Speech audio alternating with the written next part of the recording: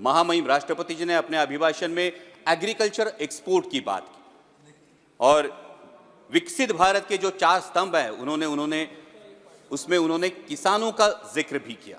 लेकिन वास्तविकता यह है अध्यक्ष महोदय, पिछले 35-40 दिनों से अनियन के एक्सपोर्ट पर पाबंदी लग चुकी है और अनियन एक्सपोर्ट पर पाबंदी लगने की वजह से, प्याज की निर्यात पर पाबंदी लगने की वजह से मेरे महाराष्ट्र के प्याज उत्पादक किसानों का 2000 करोड़ रुपयों का नुकसान हुआ है। और इस पाबंदी की वजह से भला हो रहा है पाकिस्तान के किसानों का, क्योंकि मिडिल ईस्ट का मार्केट हो, यूरोप का मार्केट हो, यह पूरा पाकिस्तान अनियन ग्रोअर फार्मर्स के हाथ में चला गया है और पाकिस्तान के किसानों को उनके प्याज का दाम मिल रहा है, लेकिन मेरे किसान को अपना प्याज 8 से 10 रुपए किलो के दाम में बेचना पड़ रहा है। हमने सरकार से सुना था कि पाकिस्तान की कमर तोड़ देंगे, ये तो इस निर्णय की वजह से पाकिस्तान के किसानों को भला हो रहा है, कमर मेरे किसानों की टूट रही है।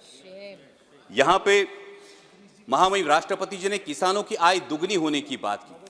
अध्यक्ष महोदय, मैं कुछ आंकड़े बताना चाहता हूं कि 2013 में डीएपी की एक बैग थी, उसकी कीमत थी 560 रुपए। 2024 में डीएपी की बैग की कीमत है 1100 रुपए। जो लागत की मजदूरी थी प्याज के लिए, उसकी कीमत थी 5000 रुपए, आज लागत की मजदूरी जाती है 11000 रुपए। आज 2013 में प्याज बिक रहा था 20 रुपए किलो में, आज प्याज बिक रहा है 8 से 10 रुपए किलो में। 2013 में सोयाबीन बिक रहा था 6000 रुपए क्विंटल के दरों में, आज सोयाबीन बिक रहा है 4500 रुपए क्विंटल के दरों में। तो किसान की आय दुगनी हुई या 2 गुने से ज्यादा घट गई है? जब हम विकसित भारत का एक स्तंभ किसानों को मानते हैं, तो यह मैं कहना चाहूंगा कि जब विकसित भारत की यात्रा होती है, दिल्ली में ठंड बहुत है, किसी को बताना नहीं पड़ता, ठंड बहुत है, हम महसूस करते हैं ठंड बहुत है।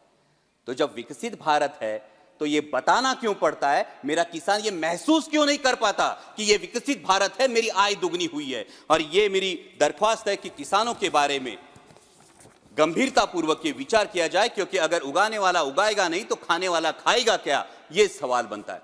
अंत में